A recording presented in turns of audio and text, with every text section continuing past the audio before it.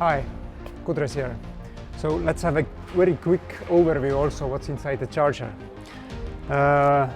All the chargers come with testing report, paper manual, different tools to get connected with the charger to make some service, for example. Sun shade for the display,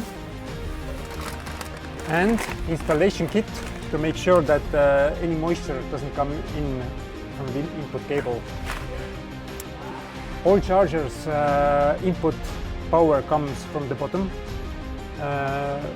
Here you can see the input cable connections.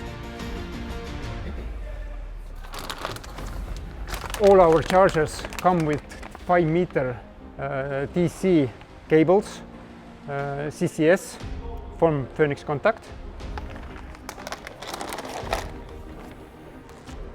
This is the main control center of the charger, also OCPP. This part is AC power, this part is DC power. Not only the charger is compact, but it's very quick to install it also.